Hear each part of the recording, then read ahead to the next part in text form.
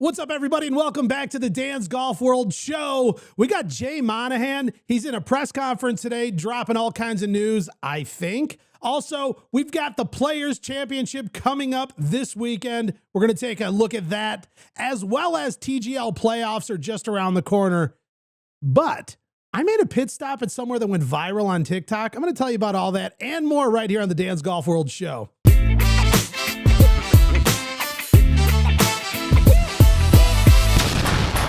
Boys, we are back, or at least most of us, kind of. We've got an absent member once again. There is a rumor going around that Gary's down in Florida trying to find someone to get him on a TGL team. The guy is diabolical. He can make friends with a brick wall if he had to. Hey, Dan. Yes. The comb-over is looking absolutely fabulous. Wow. Josh, I heard you choked a 300 game this weekend. Way to go, you loser. Oh, geez. Rich, you left your energy drink in here last week. I am only mad because you did not put it close enough for me to reach. Anyways, nice weather out here this week. Well, that sure is. Well, Gizmo right at the top of the show. Apparently, yeah, right? He's had a lot on his mind. He wanted to jump right into things. So I guess coming in hot, coming in quick. Yeah. Rich, that was a little, apparently, unthoughtful of you to not scoot your Bang energy drink from there to just a little closer over here. I apologize. Gizmo, I thought you were like a Keebler elf. Like when there's nobody in the room, you can like run around the room and everything. Like the elf on the shelf kind of a thing. Yeah, exactly. We're all in bed. He's in there just creating shenanigans. Wow. Well, okay, Gizmo, thank you. You skipped past the fact I almost shot back-to-back 300s in back-to-back weeks. But you choked on it, so I didn't want to, I didn't want to bring it up. I threw it so good. And well, almost. Yeah, I know.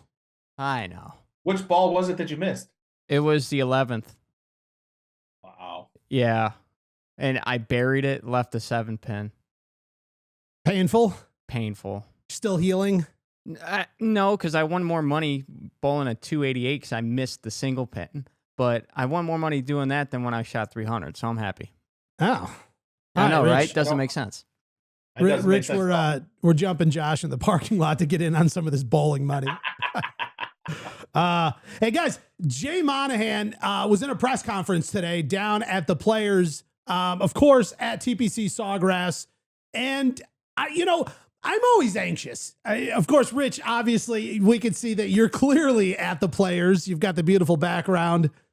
So they were so nice. They actually set up a whole place for me right in the back, right there, so they could just overlook the clubhouse. Yeah, wonderful. Yeah. Like one of those broadcaster booths with like the see-through backdrop and the whole thing. That's exactly what's happening. We do want to thank our media partners there at the PGA Tour for taking such good care of us, and our correspondent, Rich. Yeah, exactly. And let me say, it has been quite eventful so far. And I'm looking forward to an exciting weekend. Well, how's Scheffler doing? Scheffler's doing just fine. He Scheffler. He's the number one in the world for a reason. He's just he's the consummate dialed golfer. Well, Rich, Rich actually was in this press conference this morning, clearly because he's down there. So he gave me a lot of these notes, but I'll run through them. For the audience at home. Jay Monahan back in the news headlines, talking a bunch. Of course, the topic of interest. And I think the thing that everybody was tuning in for was updates on the PGA Tour, LIV Golf merger.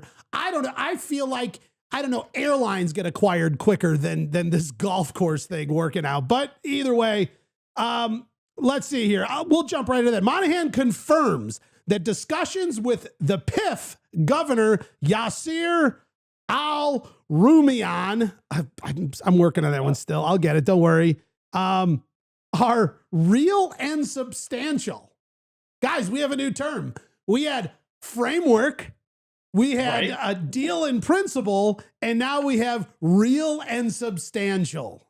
Wow. So that's something you can really hang your hat on, boys. I feel like it is just around the corner. Probably by 2030, we should have, maybe like what do they call it? Like a memo of intent or something. I don't know, whatever those are called. I think 294 traffic construction is going to be done before this. Yeah, I think they'll have LaGrange patched up before we.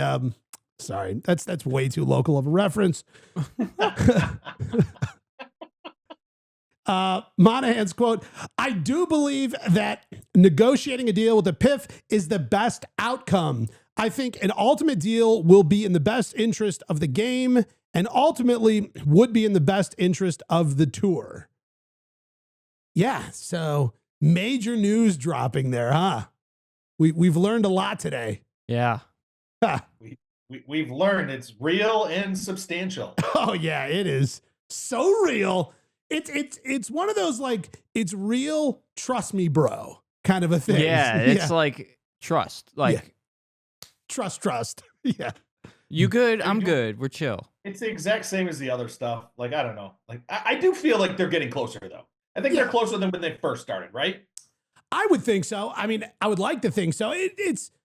I feel like we're getting these I don't know, little drops of info and intel that are sounding more positive, less argumentative, and more often. So right. I don't know if that's a good thing or if mom and dad are just trying to be nice in front of the kids. I can't really tell you. Right. But either way, we'll here we are, with this major news dropping today. Then here was some other stuff that I found pretty interesting. That one of the big topics he got into as well is, of course, talking about the PGA Tour fan experience and some of the changes that they're going to be making.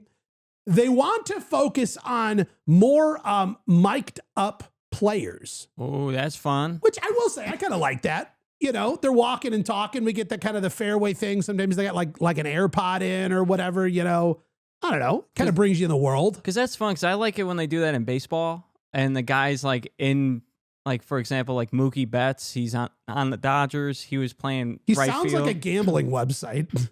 Yeah.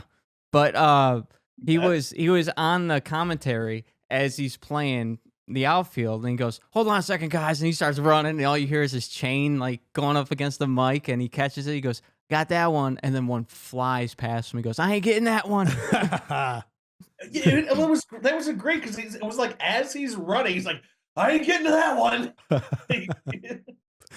What's funny is like, he's clearly so comfortable and experienced that he's just like that present in all those moments, not like panicking. I don't know what to do with my hands. Like, dude's just yucking it up. Now, do you think the PGA players are going to be like that? Because some of them, I mean, here's the thing. I don't think Patrick Cantlay is going to be like that. I think maybe JT, he put out that big letter talking about, giving the fans some more. I don't know. Maybe Homa, maybe. I mean, maybe it's the TGL guys. Maybe, they're getting a little more comfortable with it. The earpiece in, maybe that's what we're going to see first. And maybe that's sort of the catalyst to this conversation and this idea. They're going, wow, this is totally working on Monday and Tuesday nights on ESPN. Let's bring it into the tour. And of course, hopefully we can get Tiger Woods and Tom Kim and Kevin Kisner laughing. I don't know. I think all that'd be fun. Did you see the whole Mickelson with his caddy and stuff? That whole thing that went on this weekend, LIV? No, I did not. So I think it was from this weekend. Granted, I saw it was on a clip, so I assumed it was from this weekend. But it was Mickelson and his caddy talking about he was between a swinging a 7 or swinging a 6. Wait, was this with Grant? And Grant was like, "Oh, okay." No, it was with his caddy. It was with his caddy in play. Like I said, I thought it was this weekend at LIV, but he was between swinging a 7, swinging a 6, and they had it on their sheet on their their round cards or whatever you call those. And he had it that from where they were swinging a 6. That's what they were doing. But then he kept throwing up grass. And he's like, "This grass, the wind's going in my face too much. I don't know if we can do this." And he's like, "All right, let's just count to 5." And it's okay, there you go. The wind stops. He stands up, gets ready to swing. And then he's like, the wind picks back up again. He's like, I can't swing this 6 if this breeze is blowing that much. And the caddy's agreeing with him back and forth. He's like, "I really think you should take the 6 and just, swing the 6 with it. With the wind the way it is, swing the 6. So he goes in the bag, swaps it out, hits the 6. It's like 4 foot from the cup or something like that. Wow. So, yeah. I mean, I just wish that there was an ounce of my game that was that dialed. I mean, like, where a simple breeze is like the difference between me, you know, throwing a dart or not. And it's like, yeah, how about this? Let's focus on not topping it. Okay. Maybe that's, you know, whatever iron you pick, you know what I mean? Maybe hit somewhere like in the vicinity of the center of the face. I don't know. Right. Yes.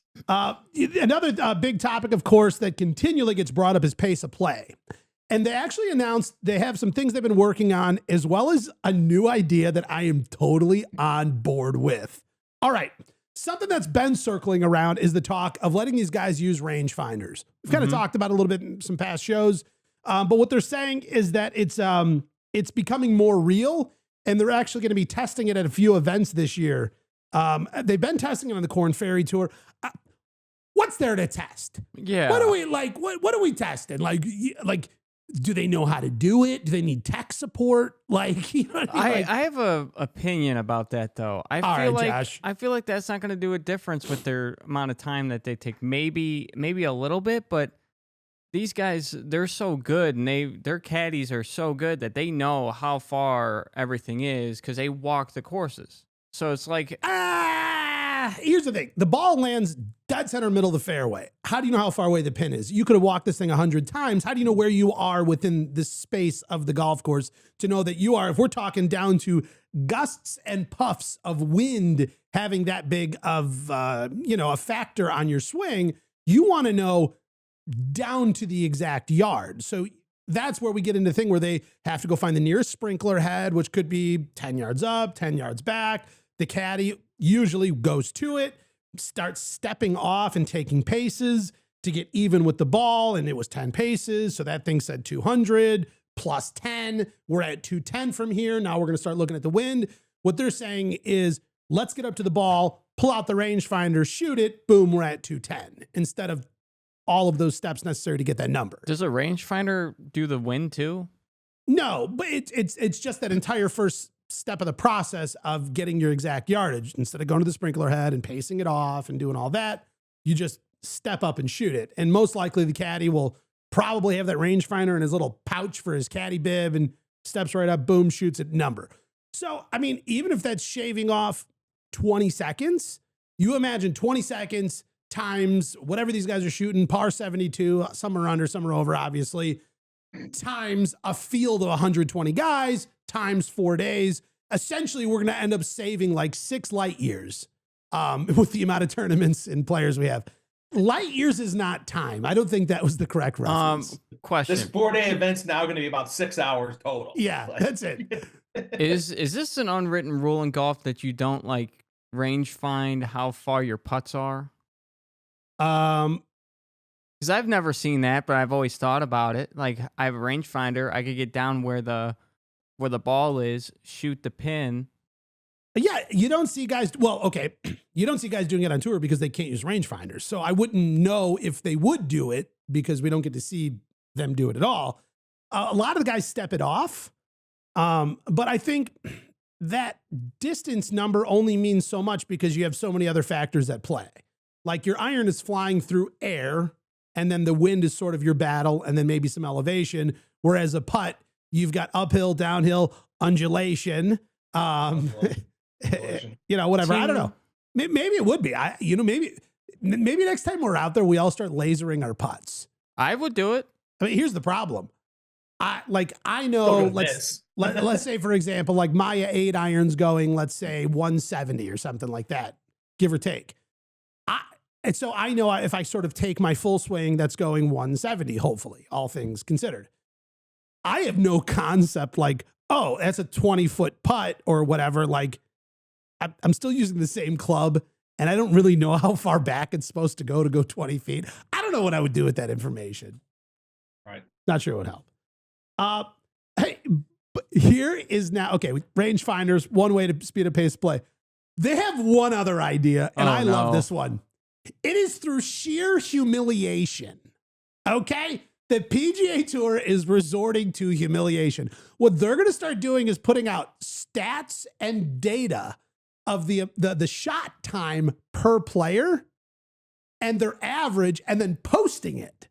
So that's awesome. You can flat out and just go, you take the longest, you're the fastest, you suck, you're helping, whatever. So they're basically just putting these guys on blast and going to be posting this data. I think it's great. I'm actually really excited about that. Who was the guy who said that? Well, Jay Monahan talked about it in the press conference. No. Someone suggested that. It's like an old legend, Villa. It's like some like very long name. I think it's what? Villanegas or Villancarnes. Volvo. I don't know. I think it starts with a V. Vaseline.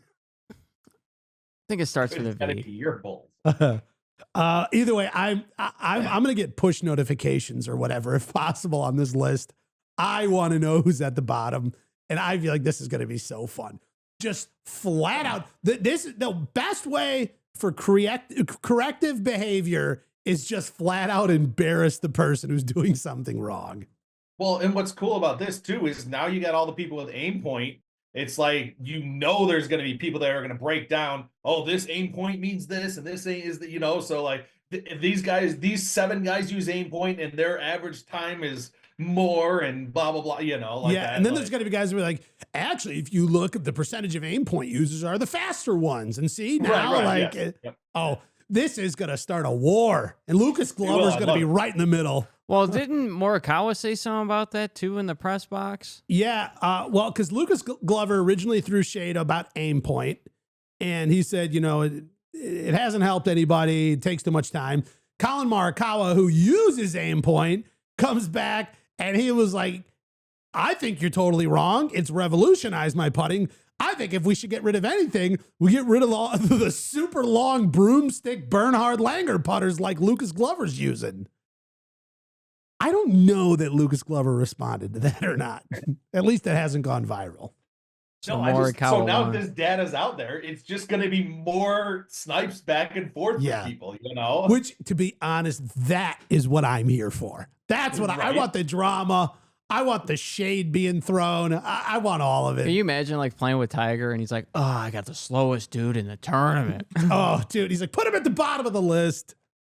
I mean, that's definitely going to be a thing. Can you imagine, like, when they have the question, so you're getting paired up with Tony Finau. I'm not saying that he's slow, but, and Tony's ranked as the slowest player out there. Like, that's going to be a thing. Right, that'll be even asked in press conferences. Mm-hmm. Yes, Scotty, how do you feel that you're paired up with the 3rd slowest player on the entire tour? Is this going to affect your round? It's like, he's probably played with the guy 700 other times, but now that there's a list, tell us how much this is going to deeply affect your round. Keep it going. Oh, yeah. They're talking about, I mentioned testing the Rangefinders. They're talking about expected to be used at some limited field signature events and team events like the Zurich Classic, following the success of the tests on the Korn Ferry Tour and the PGA Tour Champions. So I think that using the Rangefinders is a good thing overall. If it can speed up play, that's great. I hope it doesn't turn into something that they like, well, let me check this again. Like, I don't know. Like, sometimes you put their rules have best intentions and it's just like somehow they figure out how to make it harder. Well, right. Because the game is based upon following the rules and then creatively taking advantage of those set of rules to play the best you can. So by implementing rules, that always creates a thing. It's like, well, now someone's going to figure something out. It's going to create a problem. It's going to solve a problem. And then someone's going to innovate a way to get an additional advantage from that rule. Here's something to think about too. What about slope? Because they tell you slope in your rangefinder. Well, so even currently, rangefinders, most all the good ones, like my Bushnell rangefinder I use, has a switch on the side for slope, and when slope is on, there's like a red thing that becomes shown. And so, from my understanding, that even in tournament play, when you can use rangefinders, you can't use slope. So a lot of the guys will only carry rangefinders that don't have the slope feature, but the ones that do have the slope feature, when it's turned on, you can see like the red part like slides over and, you can see that it's there. You know what would be funny? People are going to cheat. Yeah, yeah. What if the PGA, and I know they won't do it, but what if they did the thing where like you could use rangefinders, You're not allowed to charge it for the whole, and before the first round, you could have it fully charged. Not allowed to charge that at all for the rest of the tournament duration. And once it's dead, you're done. But yeah, now we're going to get into these things like mine's, my rangefinder isn't working. I have a broken club, a broken equipment. So now, because this would be considered equipment, now I have, so I need a rules official to come over. And it's like, well, you can't have 2 rangefinders because that would be, you have too much equipment in your bag. Like, oh man, we're going to get into it. I'm just picturing now that somebody taking the cover off of one that doesn't have slope, putting that cover on to one that does have slope. So outside appears not to have slope at all, or they paint the little red line in there, just white, They're going to have like engineers at SpaceX redesigning the internal components of a rangefinder. Right. It's going to be NASCAR golf. Well, and everybody then out there cheating. You've got that new thing with Foresight where they've created the launch monitor that you can do like an entire bag test. You hit all your clubs, it learns your data, and then you can sync your rangefinder to the launch monitor. Then when you shoot a pin, it pops up and shows you the club that is best fit from your range session you did. So like not only are you shooting it, it says whatever 200 yards, and it's got a little bit of slope, so it's playing like 210, and the club that you hit 210 the best is, say, your 4-iron, and all this is coming up inside your rangefinder. That's awesome. You got to be careful. That's going to take out the caddy program. Hey, listen, someone's got to lug the bag. Yeah, and rake the bunkers. Hey, speaking of, I watched a whole video tutorial from Fluff, Tiger Woods' old caddy with the big long mustache. And he was talking about the art of properly raking a bunker. Oh, yeah. And he said that the difference between your average amateur player and a caddy is the time and effort and system they use to properly rake a bunker. And he said the most important thing I can say, and the difference between an amateur golfer and a caddy on the PGA Tour, is amateurs rake towards themselves and pro caddies rake away, because you're always raking away. So you're pushing sand back up the sides of the bunker. You're pushing sand away. And even as you're walking backwards, your footprints, you're just clearing them by raking away from you, not doing the thing like I do where I've got like my club and my putter and like my third ball that I keep in my pocket. And then I just drag the rake behind me like a trailer and I just walk like out of the bunker and it's just supposed to like magically get my footprints behind me. That's not how Fluff's doing it. Where do you put the rake after you're done? So it's weird because some courses, the rake is in the bunker. Some courses, the rake is out of the bunker. And so I try to put it back to wherever it was. I don't have a standard for myself that I feel like it should go in bunker or out of bunker. I think there's advantages and disadvantages of both. For example, like if it's out of the bunker and my ball's kind of rolling and might dribble into the bunker, you get a little rake stop. Kind of nice, kind of helps. But at the same time, the lot of the maintenance crews argue and say like, well, the grass guys want it in the bunker, and like, well, the bunker guys want it out. Whatever. Well, okay, so if you hit a ball, rake and bunker, hit it in the bunker. Stops by the rake. You have to move the rake, it moves. You get a drop where it was, or do you have to play where it lies? This is where you're getting into like the nitty-gritty of the details from rules officials. You're probably, my guess, supposed to put like a T next to your ball to show that this is where my ball was, and then you move the rake, and then if the ball moves, you put it back to where the T was. Honestly, I don't know, because you're not supposed to touch the sand with your club before you swing. And now I've moved my ball. Did I change like the impression that it was in? It could be a total way to cheat. When you move the rake, now my ball moved. So when I put it back, I put it back, kind of clear the area around her. Yeah. That is the downfall of TGL in that sand, because they like do those fluffiest, nicest drops when they have to hit out of the sand. Oh, yeah. And then the ball just like sits so high up on top of it. There's never been a pancaked ball in TGL history. They should add in the other team gets to drop your ball. They just like spike it in. Yeah, that was just full blown pitching it at like the face. They should have it set up how they hit it from the simulator. So if they hit it from the simulator and they see it's like dead down, Not like one of those ones that's still kind of rolly. Which I think they do. I think like the light that beams down from the ceiling beams down wherever it finished in the virtual world. But in the virtual world, the sand rolls and a lot of times just collects the ball back down to the middle. So, whatever. Well, it doesn't show like whether it's like implanted in the sand or if it's fluffy sitting on top of the sand. The 4 granules are touching the bottom of it, Right, yeah. Hey, the Arnold Palmer last weekend, we made a few predictions. We threw it out there. We made some guesses. We did? Well, here's what I'll tell you. None of us picked Russell Henley. We didn't see that coming. Listen, he's not among the youngest players on the tour. We've talked about, we were talking about Luke Clanton last week, born like in 2003 or something. This guy's born in 1989. You know what I mean? Born in the late 80s. That's a great year. I connect with this guy a little bit. You know what I mean? A little bit.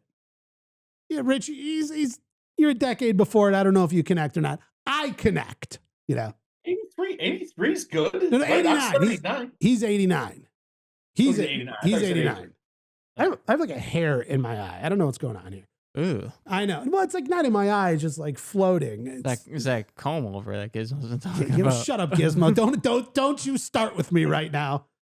I don't see the comb over at all. Josh calls cover up a ball. Right. The part in my hair a comb over. It's not a comb over is to cover up a bald spot. You're combing over your bald spot. Thank you, Rich. I'm so glad that you've clarified this. Because I have a full head of hair, and it is luscious and long. There's nothing being hidden. You know who I think has a comb over is, That's what it is. He's projecting on me. Gizmo is projecting. We don't know what's under that hat. That's exactly right. Bob does sports, whatever it's called. Gizmo, what did we call Mini Gizmo? Does he have a name? No. We tried Gizme, but I don't feel like it sticks. Doesn't hold up. Mini me.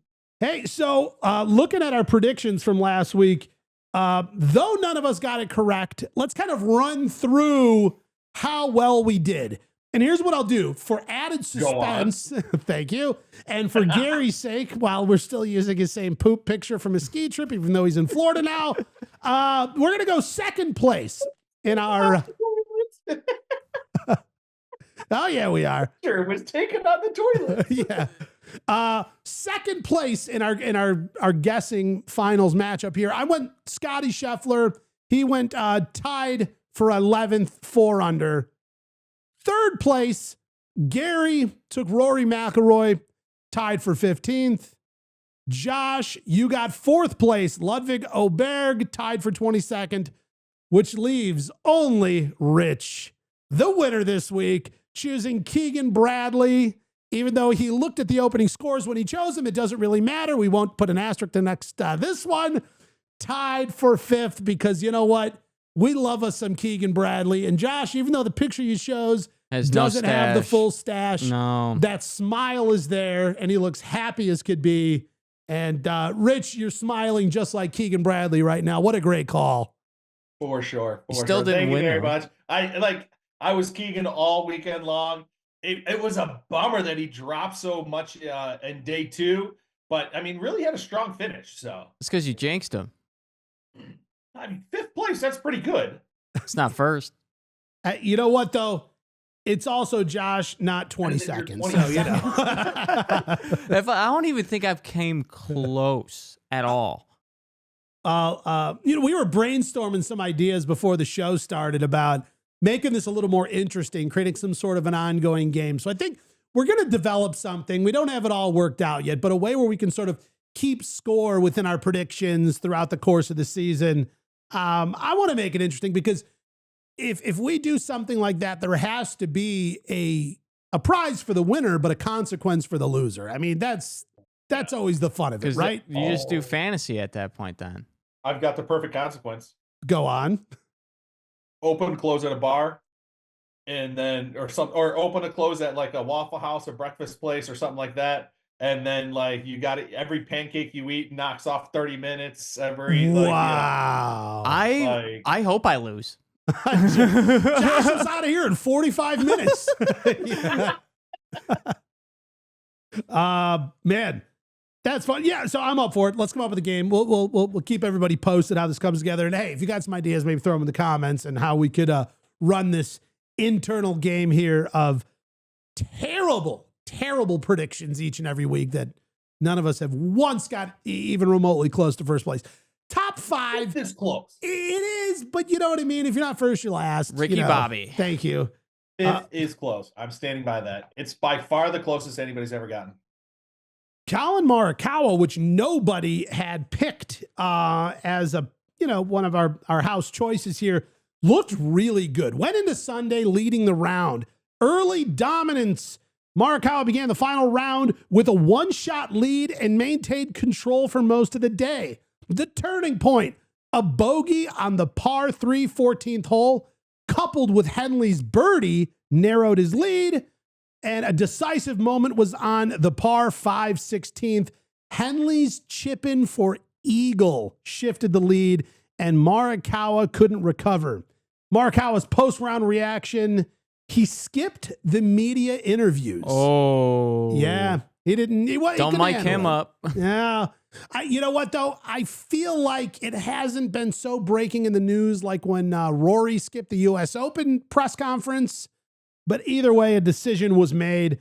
But later on, Morikawa went to Instagram and he said, no excuses, never had any, but always a nice reminder. Honestly, though, this one stings.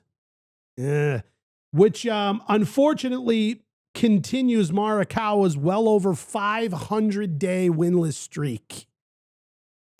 He's got a couple majors under his belt. The dude was really? Yeah, I think he's got 2 at this point. He came out so strong early in his career, won a couple majors, put his name at the top of the list, big money guy all the way around. And even though he is still considered one of the best iron players in all the PGA Tour, his game is not as complete as, say, a Scotty Scheffler.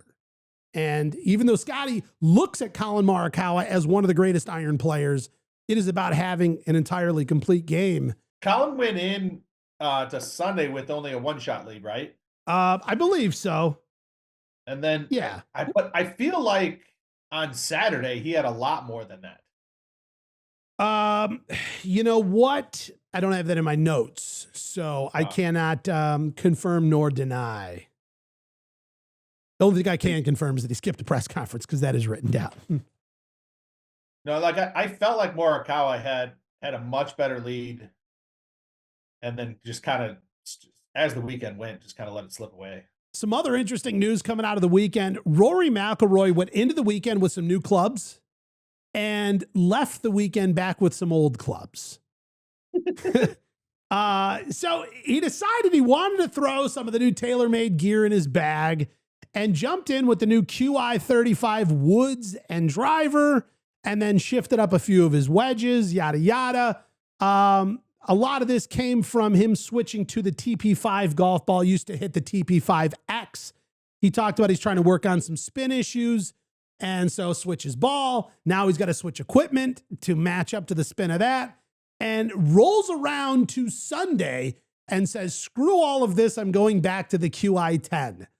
I am just curious. How angry is the marketing department at TaylorMade right now?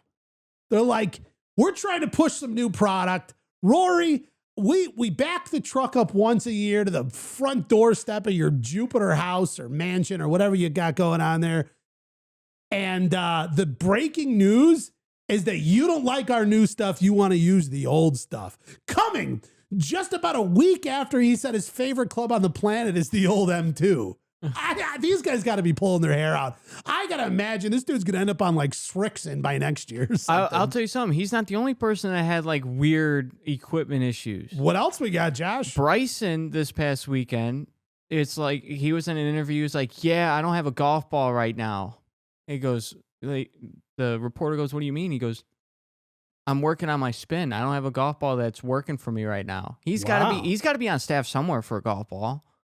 Well, somebody was talking about the most interesting what's in the bag videos come from the LIV Golf guys, because most of them were dropped from their equipment contracts. So they're all playing whatever they want.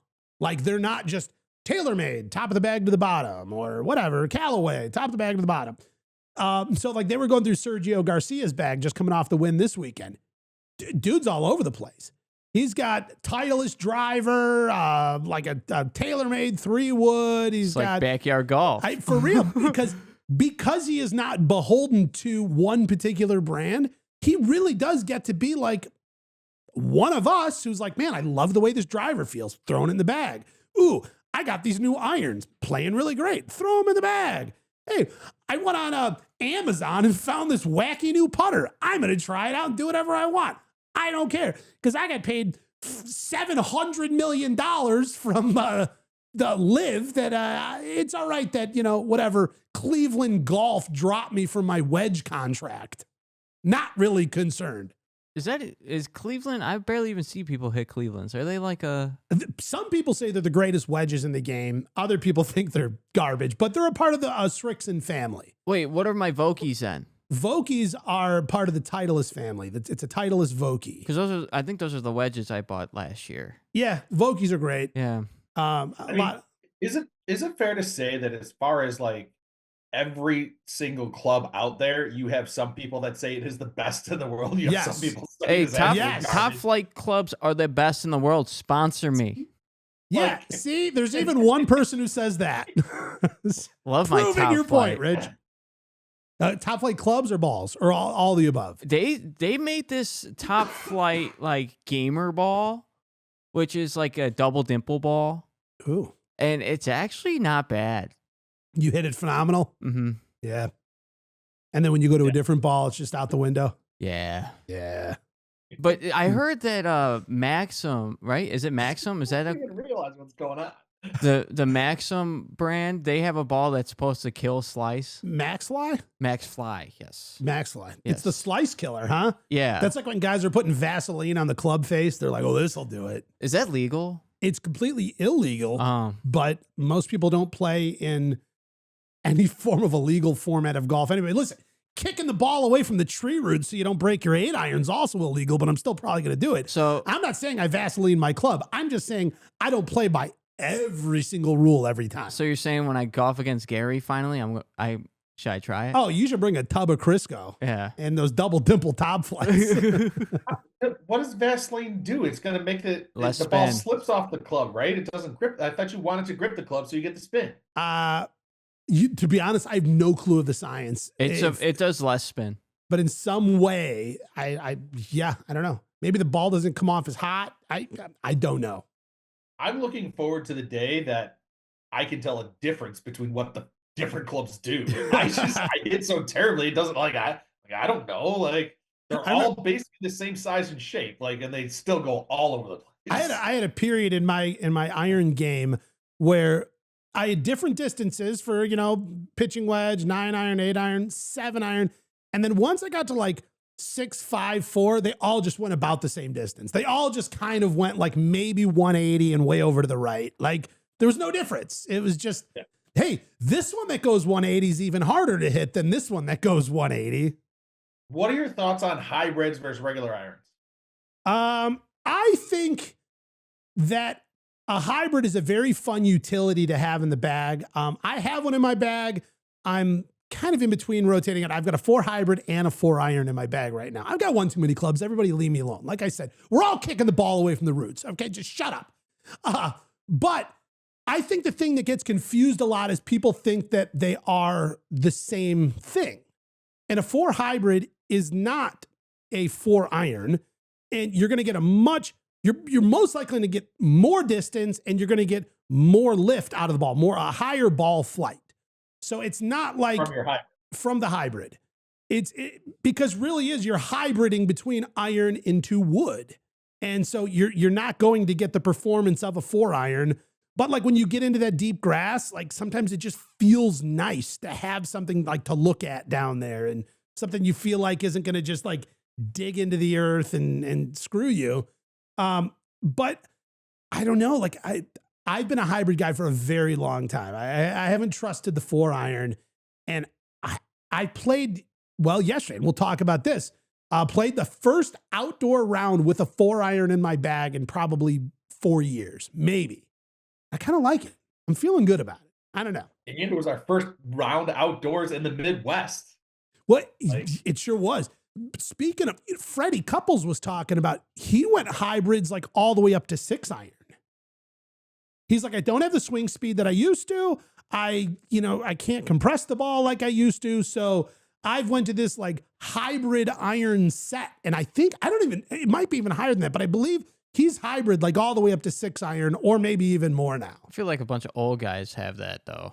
Yeah. Maybe I think it is. You get that, it's not a solid block or cavity block of steel or, whatever it is. It's got a body to it. It's hollow. You get that hotter face. It's going to jump off like, almost like a wood of sorts, but not all that size. So you can kind of dig through and get it through the rough or, out of some long grass or whatever you got to do. I've actually never swung an iron hybrid, like a 6-iron hybrid, but could be interesting with Freddie Couples. I don't know. Dude, swing still looks great. Like he's talking like, I don't have the power I used to have. It's like, dude, your swing is flawless. Like I don't know. Just laying up everywhere. Well, before we get into our round of golf this week, let's wrap up what happened last week. LIV Golf in Hong Kong.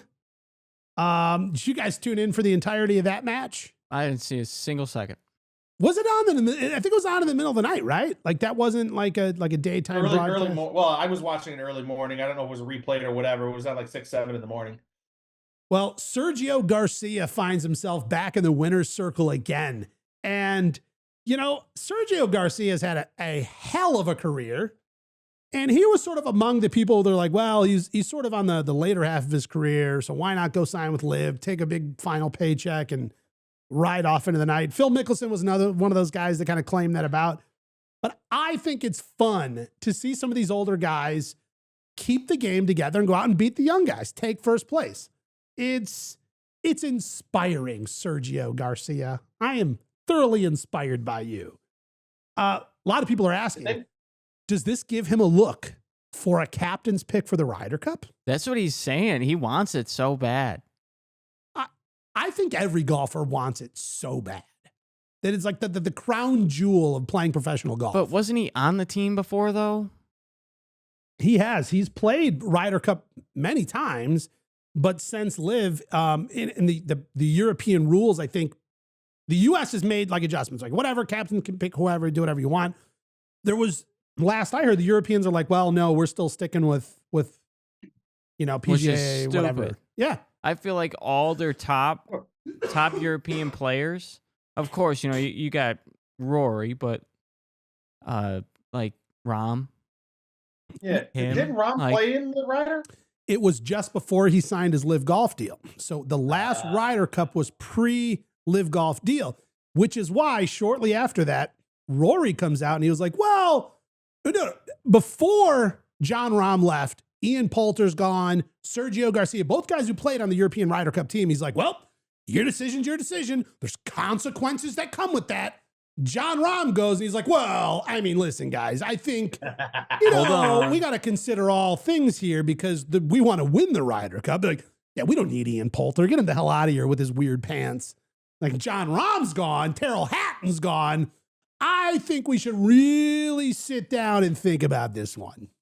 I think Rory's also coming around to also just wanting best players playing with best players. I agree.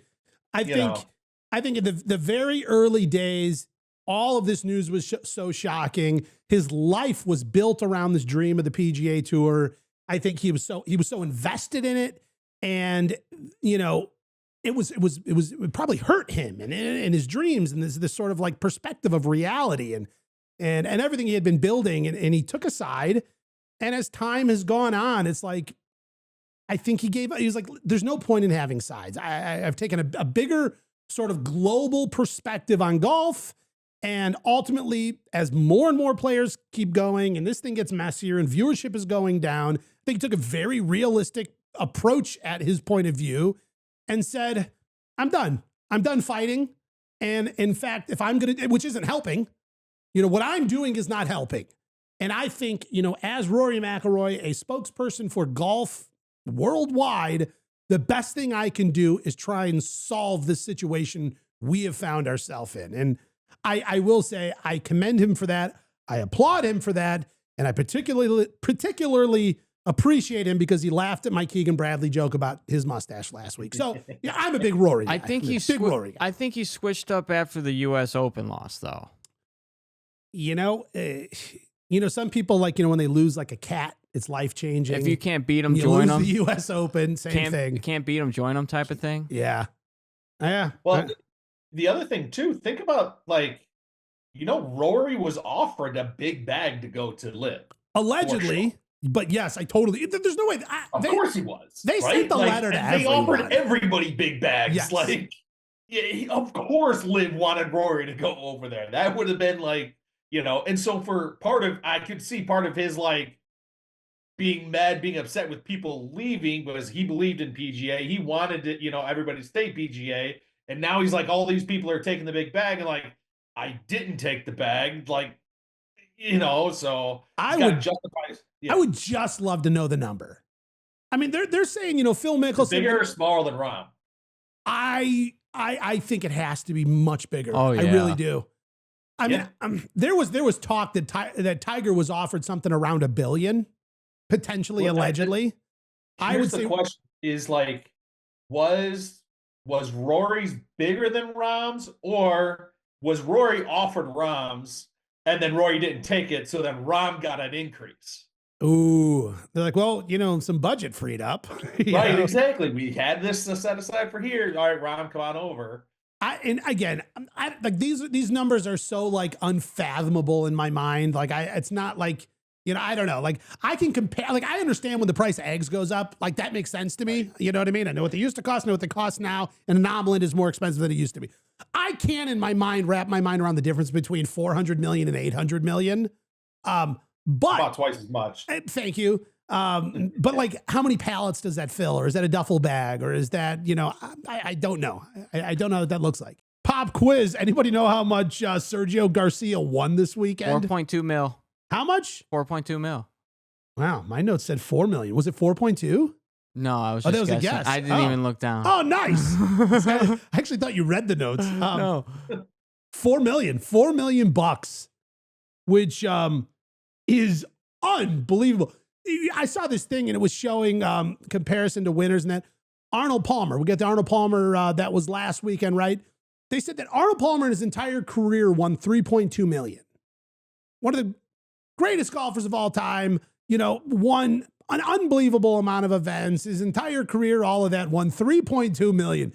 Sergio Garcia goes out to Hong Kong and wins 4 million in front of 8,000 people. I mean, unbelievable. Got to be proud of the guy. And along with him, and then his team also won the team championship. So let's see here. They won another, did they win another 3 million, I think? $3 million apiece or 3 million total? The team victory earned them a collective 3 million, which each member received 750,000 of. You should make that 4. Just round it up. Give them $1 million each. Yeah. Do you think they notice? They got the money. Yeah. Well, they don't. Yeah. It's just like lines on a spreadsheet. That's all you're doing. Just adjust it a little. Easier for the accountants. Rich, did you move locations at the players there? Well, so I haven't really moved locations. They're just putting up the grandstands are going up. Stands and stuff. Yeah. Well, getting into tournament weekend, Exactly, it's tournament weekend, so they're getting ready for it all and things like that. Yeah. I mean, clearly you're there. It's unfolding in real time. 100%. It's unfolding as we watch, as this podcast goes on. By the way, how's the weather down there? Oh, it's fantastic. It is going to be a beautiful week down here. Sun is shining. It's going to be absolutely wonderful. Hey, make sure you and Matt Fitzpatrick put on plenty of sunscreen. We don't want you guys charring up out there. What's funny, speaking of sunscreen, playing outdoors yesterday in the Midwest, which was awesome because it was great weather, I actually got some sun. I wasn't expecting that. I did. I had some rosy cheeks when I got home. Right? Well, before we get there, we'll wrap up on this LIV Golf thing because I want to talk about that round of golf. Phil Mickelson back in the top 3. You know what? I don't know if it's YouTube golf, if it's Grant Horvat, or if he's, I don't know, he's got this coffee company and his wellness company. Maybe his new supplements are doing wonders for him. But seeing Phil back in the top 3, just I don't know. That feels good to me. I like that. It's the biggest third place victory in the world. You know what I mean? Like, he's just, I don't know. I think I like Phil Mickelson more now than I have at any other point. And I don't know why. I just do. There's something about it. I think he's getting to the point where he's probably done it more, but now with like him being on the YouTube stuff and how you really see how much he's given back to the game. Yeah. There is some secret sauce to getting your YouTube channel going, finding a successful series like Hitting Over Your House or teaming up with Grant Horvat or whatever it may be, and exposing the person that you are outside of the way the media sort of frames you and outside of the sound bites from press conferences. Like when you get to see these people for long format, an hour, 2 hours straight, week after week, it's like you really find out the real person behind these players. For example, I had the perception that Xander Schauffele was,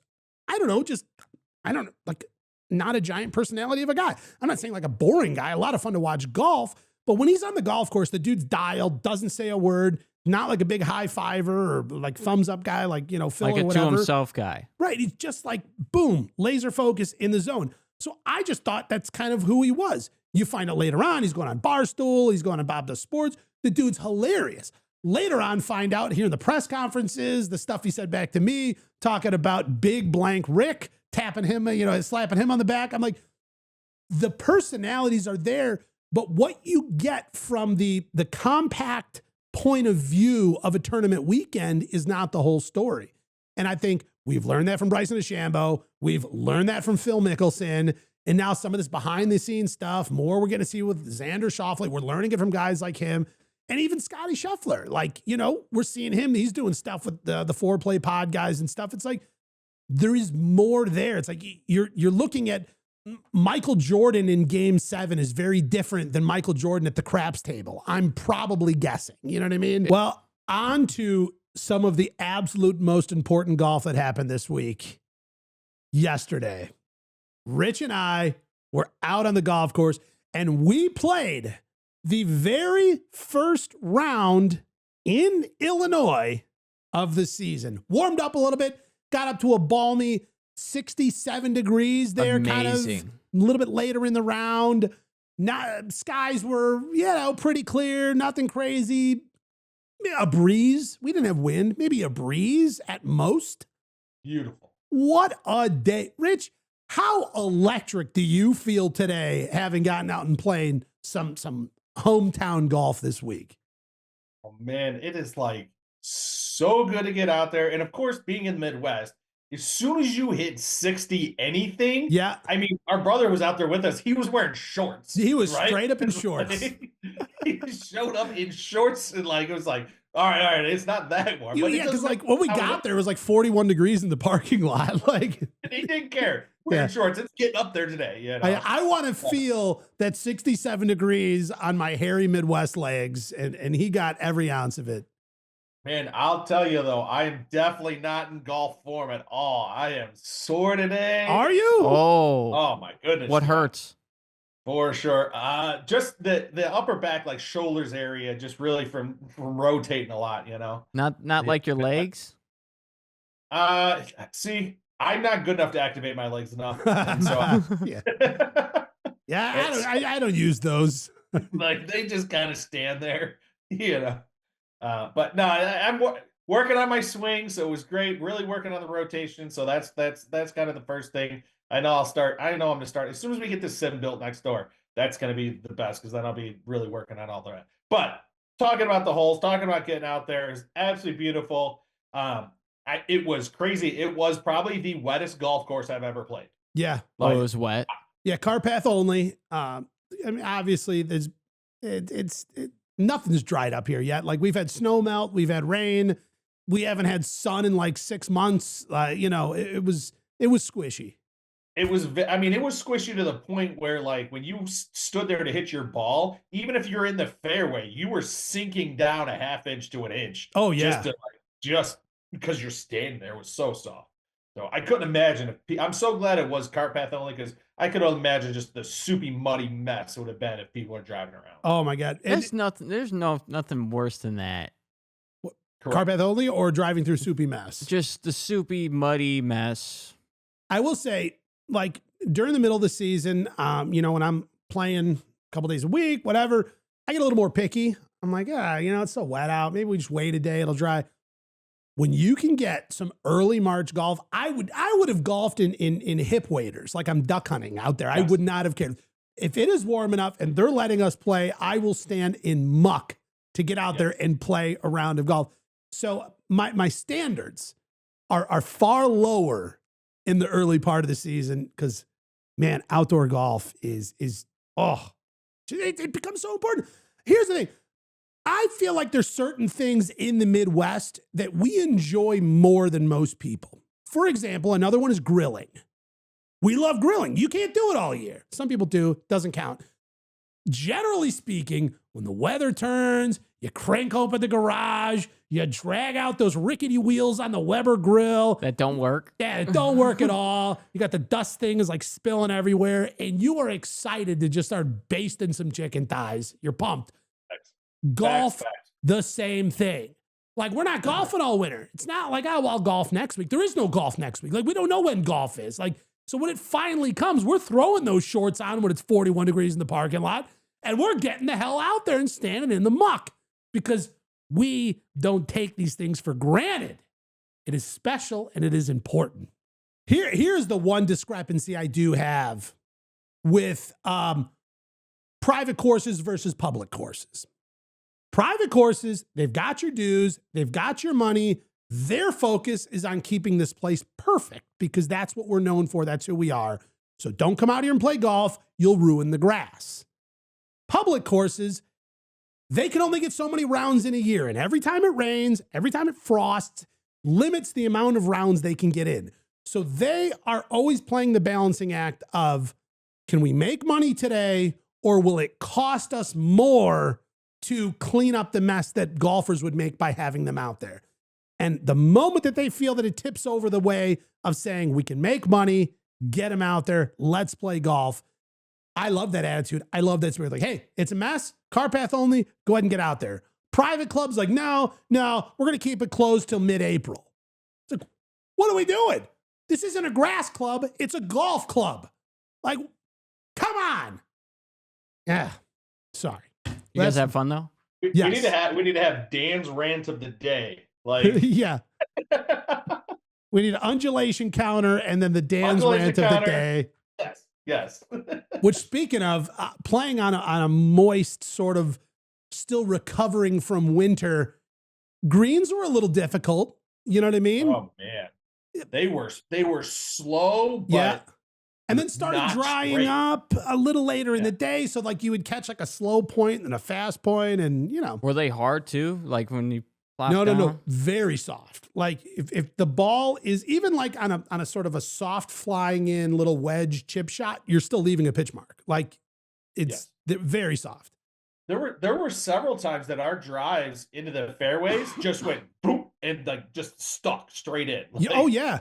No raw, no anything, just choke and right in the fairway.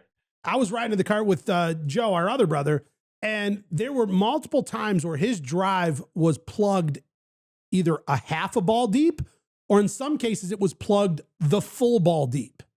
Like full ball is just gone, and you could see like the top of it barely cresting up over the grass.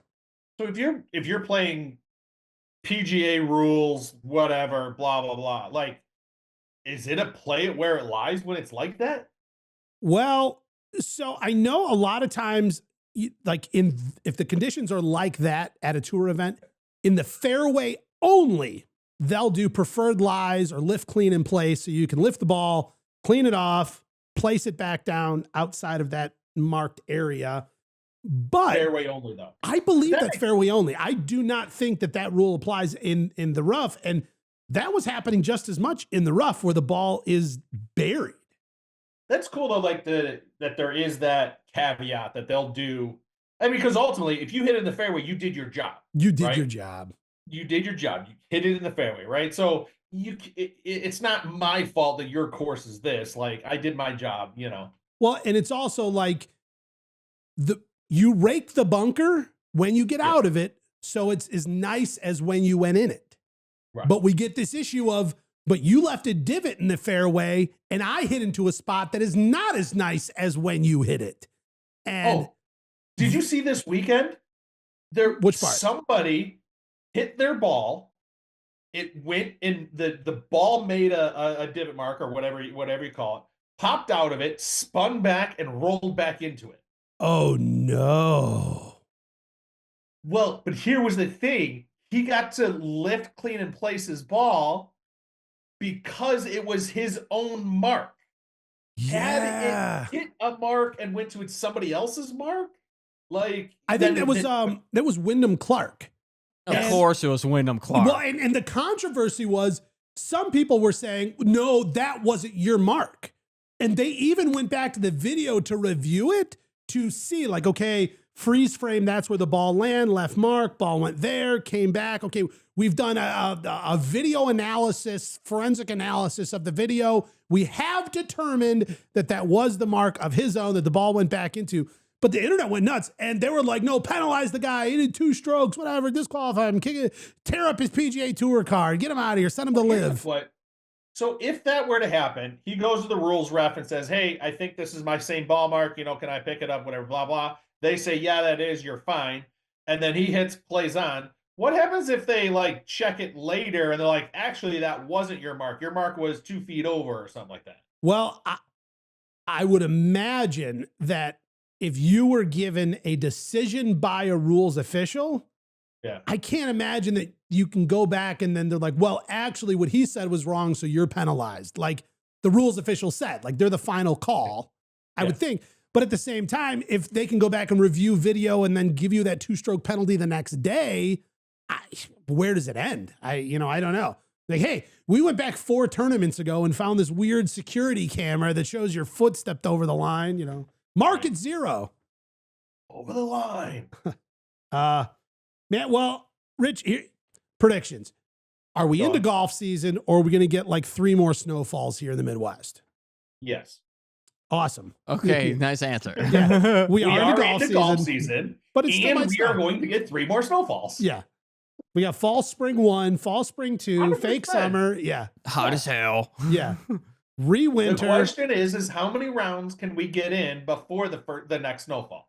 As many as possible. That's the ultimate goal. I gotta see, is Tipping to open? I wish I could join you. Me and Rich gotta go golfing. We gotta get some bad on bad golf going on. Oh, I love it. I absolutely love it. We'll do a scramble, Josh. The 2 of us scramble against Dan. We still will probably lose. I don't know. Scramble golf's different, but like, I'm in for the challenge. I think it would be fun. That video was never posted. Which one? The one where it was me versus you. Oh yeah, it was so bad. Oh, we just gave up on it. I felt so bad too. It's a mess. I literally topped everything. And then it started getting so chaotic that like I was supposed to record him and I didn't press record and he didn't press record. There was like shots missing from like the timeline.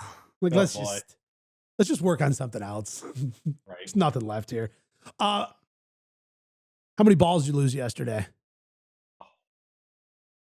It was actually my best round ever. Yeah, go on. As far as ball lost goes. How many? 1 in the water, and that was it. 1 ball. The entire time. 1 in the water. And I'm usually like, I lose it in the rough and the side, and I hit it all over the place. Goes in the fence in the neighbors' yards and stuff like that. Like, no, 1 ball. Well, because I bought a new box of balls, and so I was putting everything away, gathered it all up, and then filled up my balls, and it was like, there's only 1 missing. That was the one I hit in the water at that par 3. It's a weird victory, right? Like there's something that feels so good about that. All right, before we get off our round of golf, Rich, was there a standout shot or moment yesterday in your game that sort of stuck with you? Like, man, I'm still reliving this 1 ball strike that I really appreciated. There was a couple of drives that I was pretty happy with. I think it was off of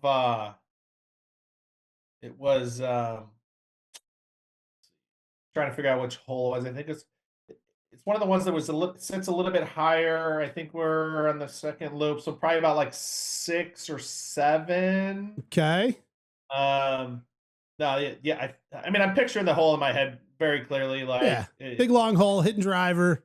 Yeah, and one of the reasons it was so good is because, so you and Joe are playing. You guys are actually very good golfers. Tasso was playing. He's much better than I am. So I was definitely low man on total ball for sure. I'm always like that, though. I just like going out and enjoying the golf. But my drive actually went farther than all 3 of you guys. That's so fun. That was just like, anytime I could like beat good golfers in single shots, that's what I love. Like, It's and that is the fleeting moment that feeds the addiction. Because you know that you could be one shot away from that feeling. And it could be on the next hole, I could be doing this, I could feel this again. And then when you don't, you're disappointed because I know I have it in me. I've seen myself do it. And then when I hit this shot that went whatever, it's like, no, like I wanted to feel that. And I only get to hit driver one more time today. So I have one last chance to get that feeling, to get that rush. And then when you don't, you're upset, you're disappointed, you slam the club on the ground, whatever, you swear, whatever you're going to do, slam some beer, because you're chasing that feeling. You're chasing that the high that comes from that one flushed shot, that strike, that feeling, the experiencing that ball flight from the point of view of exactly where it left to exactly where it's going. And you are the only person who is in the driver's seat. We're talking front row seats to this glory show of that ball flight that you executed. And that's the game. That's where you keep coming back. Like, that's the whole thing. And that's all I want to feel now. I had another one that I was, this one, because I wasn't expecting this question, but like, I definitely remember this one. It was an up and down. We were probably about, I don't know, 30 yards out, maybe 20 or something like that. It was actually closer to 20. But so normally if I'm at a 20, I'm going to do probably like a little bump and run or something like that. Kind of just get it up on the green or whatever. But I pulled out the 60 and here we go. Popped it up, landed like 2 feet from the cup. I was just like, I was in the hula hoop from the chip. Like, that was another, There is something very interesting about that. Like, you are extremely comfortable with wedges in your hand. Like, it seems like I don't know why. You're not second guessing and like trying to figure it out. Is this the right club? Is it the wrong club? You're just like, oh, I know what to do here. Like, boom, open the face, get under the ball, pop it up nice and high on the green, having fun, having a good time. It's so funny. Tasso and I were talking about it. Like, I'm very comfortable with the clubs that everybody hates. Yeah, the clubs that everybody love to use, I'm terrible. Like, right? Like, I would rather be at 100 yards than 35. Yeah, I know it's going to be whatever a nice, comfortable full swing with my 54 at 100 yards. I call it the blue bucket because that's what I have at the range that I'm always aiming at.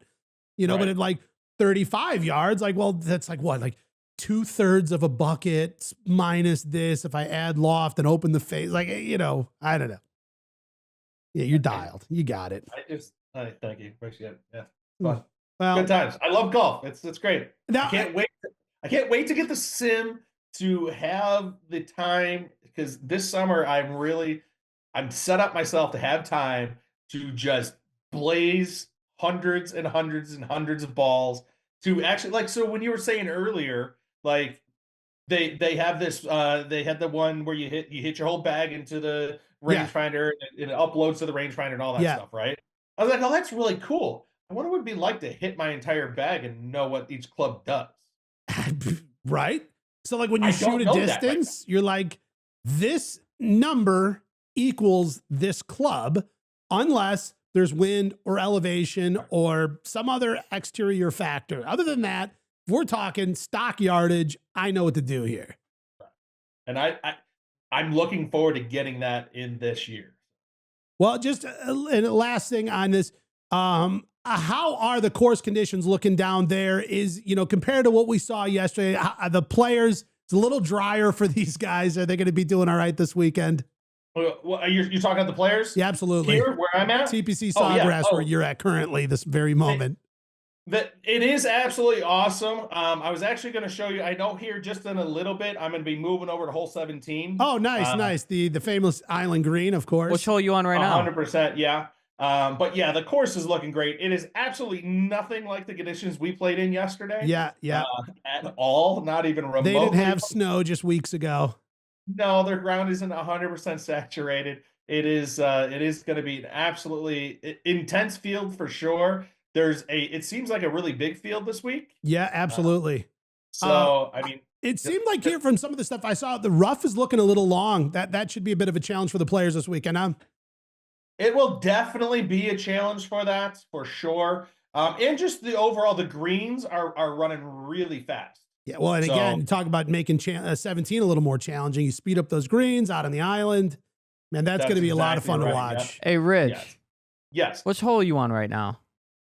Right now, I'm not on a hole. Right now, I'm actually, there's just some stands that are set up that are out by that are right behind the clubhouse there, right? Yes, that's the clubhouse, yes. Of course. That looks beautiful. Wow. Yeah, I'm jealous, man. I won't stop being jealous. Well, speaking of being down in Florida, coming up, we've got the TGL playoffs coming up. As we know, Los Angeles Golf Club, the LAGC, they are the #1 seed. Bay Golf Club, #2. Atlanta Drive is in the #3. And New York Golf Club, and as I like to say, is led by Ricky Fowler. He questioned that, but, the rest of his team agreed. They are in the 4th spot. We got the first semifinals coming up Monday and Tuesday. We're going to have the Monday match is LAGC versus New York, 7 p.m. Eastern, ESPN2.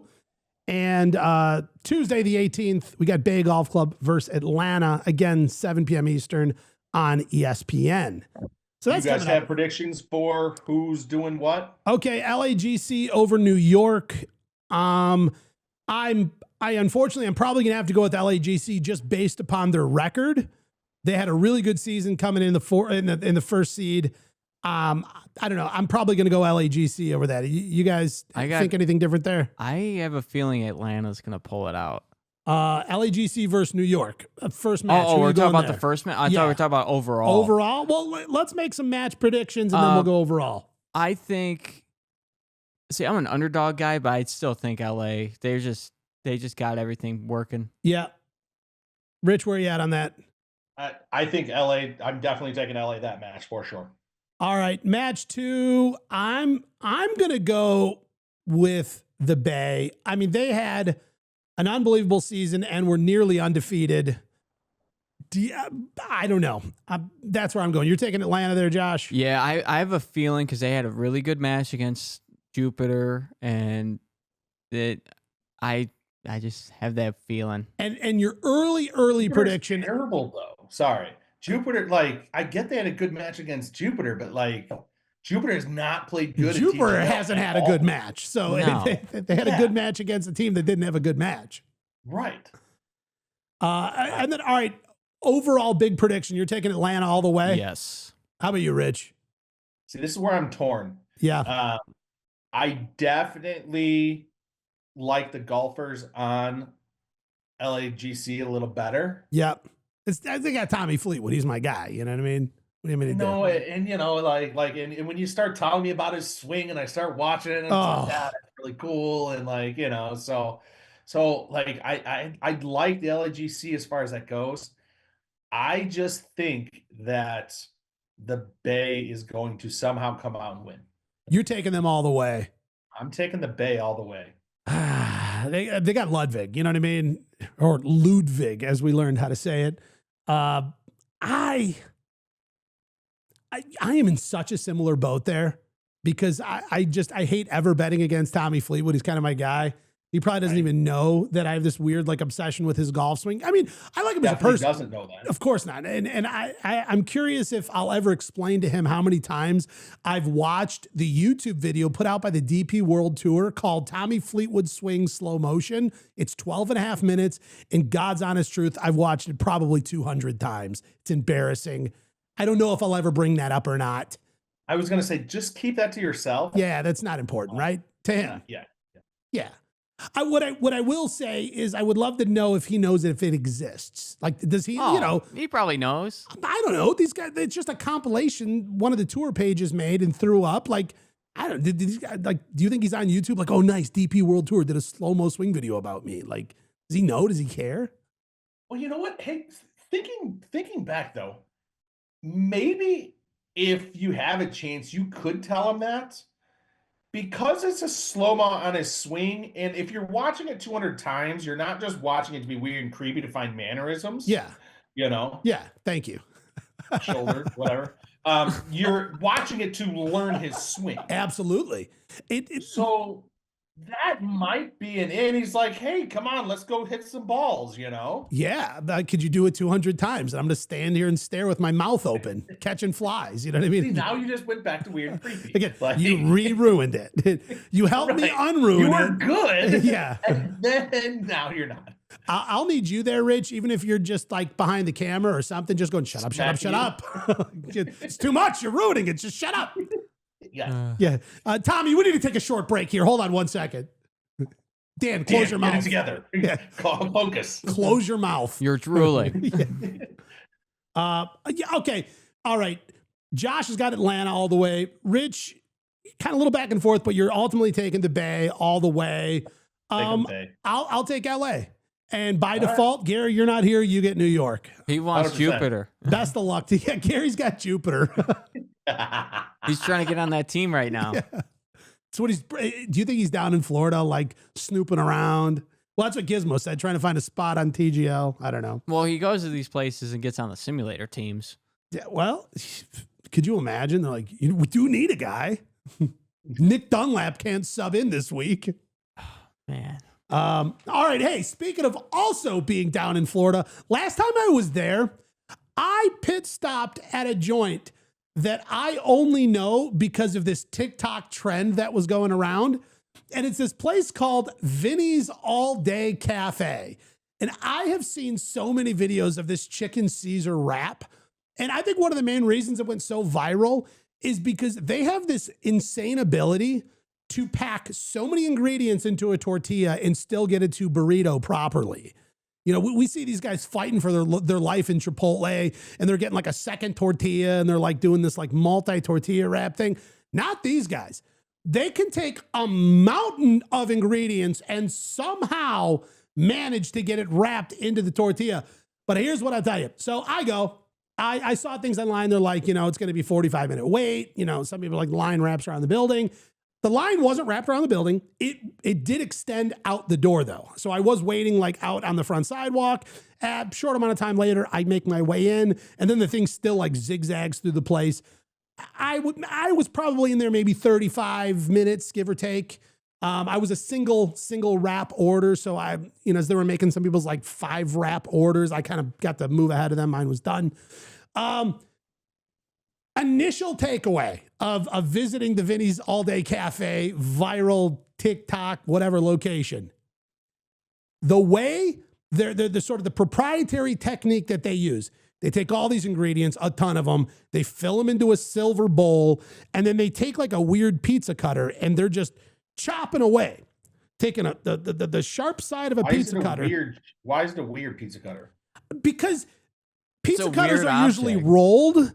And to see somebody hold it like a tomahawk and just jam the whole thing into a bowl and use it as a cutting device. Like normal? Yeah. Well, it probably loses some roundness. That's what makes it weird because they're using it for something I've never seen before. You cover more ground. Maybe. I remember Subway, they had that they were doing like the chop salads for a while and they had, I don't know. They had something Isn't there different like worked a out. chopper? Like, the slap chop? I've seen that infomercial way too many times. God, I want one. It's loud. Okay, so you imagine, this picture you can kind of see, but there at any given time, I think I counted, there was maybe 10 people all making wraps simultaneously. Wow. And each wrap probably takes, I don't know, 2 to 3 minutes of this chopping into a metal bowl with this pizza cutter device. It's loud. You now times that by 10 for multiple minutes per order. Dude, I'm not even kidding. Dude, the place was loud. And then on top of it, and I don't know if they're doing this to drown out all the chopping noise, they have the music up even louder. Like the whole place was jamming. It was just, it was rocking. It was a bit much.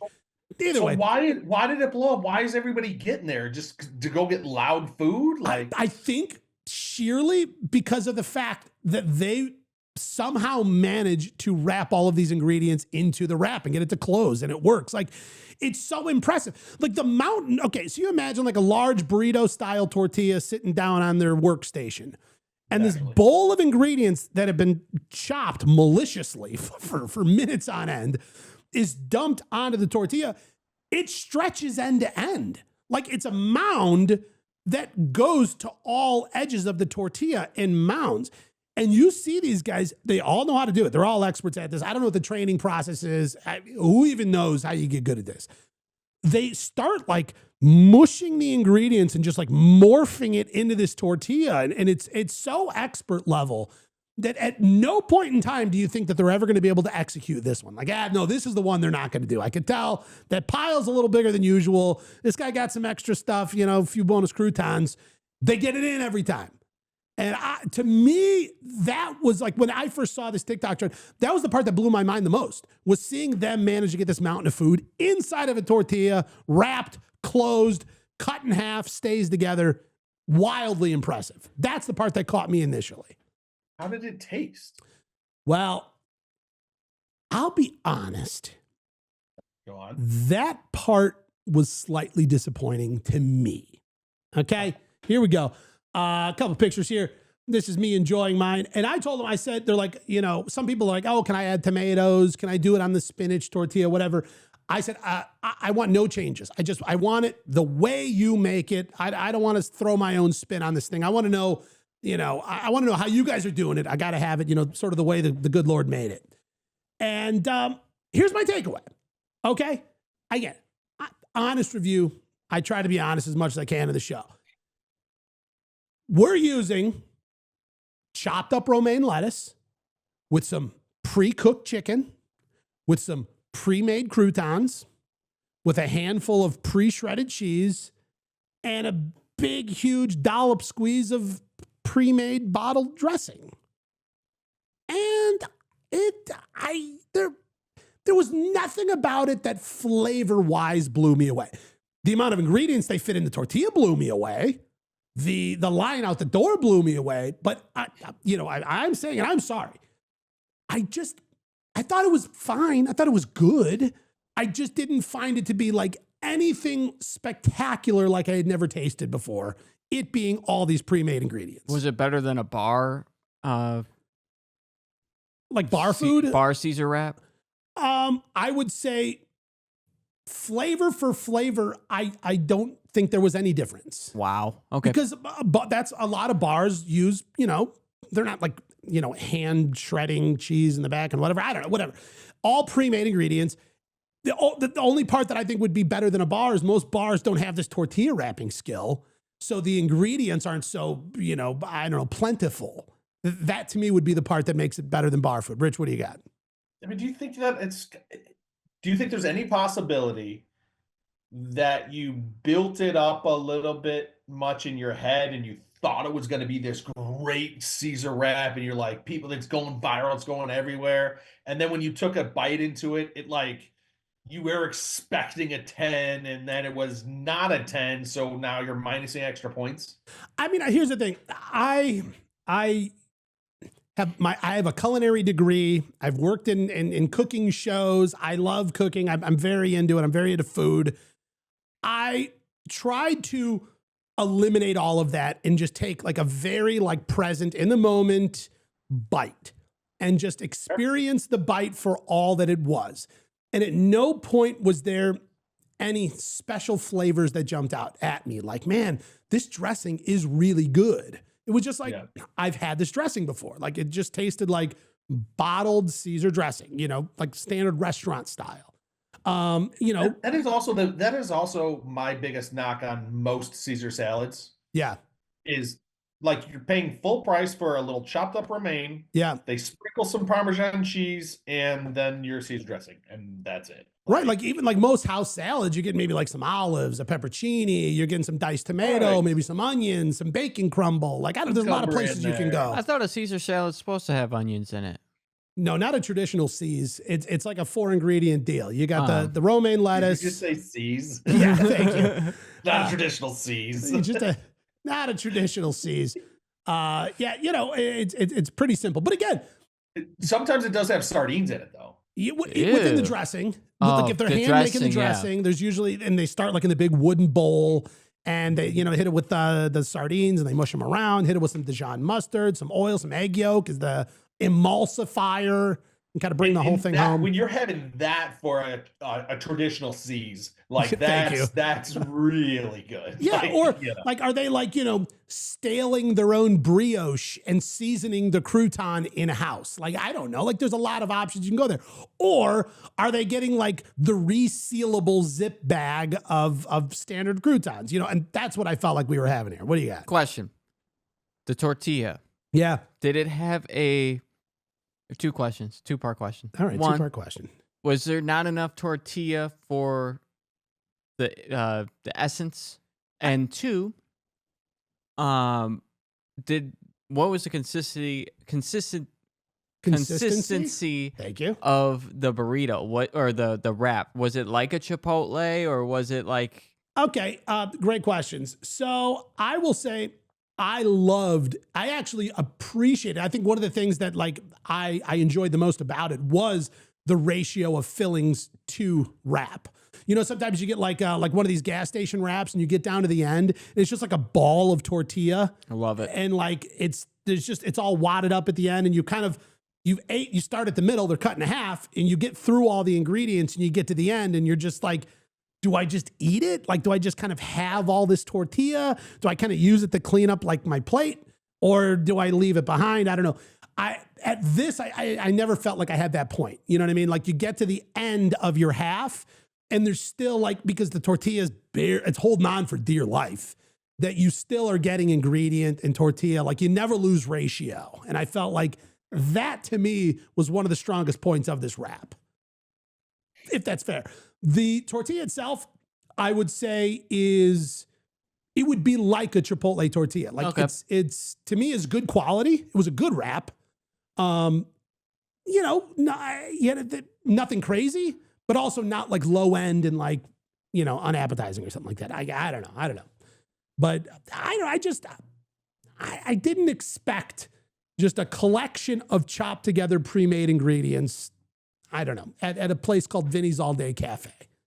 But also at the same time, you go in there, you see this line, they would need a salad dressing production plant out the back if they're going to be trying to make their own. I mean, is that even manageable? I have no idea. Have you ever been to Pancheros? No. So Pancheros is going to be kind of like a Chipotle, Qdoba, whatever. They take a fresh dough ball and press their shell. Oh, what a great time. Press it and then bam, you go. Oh, yeah, Blaze Pizza does that. Blaze Pizza does? Yeah, for their personal pizzas. For their burritos? For their pizzas. Oh, yeah. It's, I mean, the dough. So here's the kind of the fun thing. I'm not a fan of the owner of Blaze Pizza. That's what it is. I don't know that story. LeBron James. Oh. There is allegedly a rival chicken Caesar wrap restaurant on the other side of Boca, across town from Vinny's, and they're allegedly, and I don't know, making the dressing in-house, staling their own croutons, whatever, I don't know, marinating, cooking their own chicken. Next time you go to TGL, maybe you got to check it out. I feel like I need to know. I need to know if this gang across town is one up in Vinny's or not. Again, here's the thing. I would go back. I mean, it was fun if I was with somebody. Like, I don't think I would go back alone, But if I was with somebody like, dude, I want to try Vinny's while I'm down there, like, I'm not going to be like, well, no, I'm going to Wendy's or something. No, like, I'm not against it. I just creatively hoped for more. But at the same time, I do really want to know if the better chicken Caesar wrap lives across town. So I'll report back. I'll let you guys know next time I'm down there. On a side note, are you going to TGL either this week or for the finals? I am without a doubt going to the finals. I'm not 100% sure if I'm going to the semifinals or not, only because I'm already traveling. I'll be in St. Louis for a few days. So I get back like Friday night. I'm home Saturday, Sunday, family, kids, whatever. I'd have to be on a flight again Monday morning. I don't know. I haven't decided yet. So I'd like to. When you head for the finals, hit it up. Let's see what it is. I've got to do it. But here's a question. And this is maybe more of a question for Josh. Okay. Since he follows more sports than just golf. Thank you. Do we think that when they win, they're going to have like the big champagne bath spray and everything, goggles on, having a great time? I think they might have like a Ryder Cup type of like. Are we spray. talking about the TGL winners or the winner of the chicken Caesar wrap contest? No, I wasn't sure. The TGL winners. I think. So when the Bay wins, like are they with like such confidence? Yes. Are they just spraying champagne everywhere? Like, what are they going to do? I think it's just going to be between the team, and unless they have people with them. It's not going to be like the MLB where they're in the clubhouse and the locker room just dousing everything. Where they got like the plastic all taped up everywhere. Yeah. And you have that one non-21-year-old having like sparkling grape juice. Here's what I do think. Hilarious. The one thing though that TGL has done is even in from its infancy, they have done certain things that are on par with the biggest organizations out there in terms of the practice facilities, locker rooms. Yeah, it's all smaller. It's a 4-man team, whatever, but they get the ice baths and the saunas and all this stuff. Like, I don't even know if the guys are using this stuff or not, but either way, like it's all there to give the full experience of a high-end league, a league sport.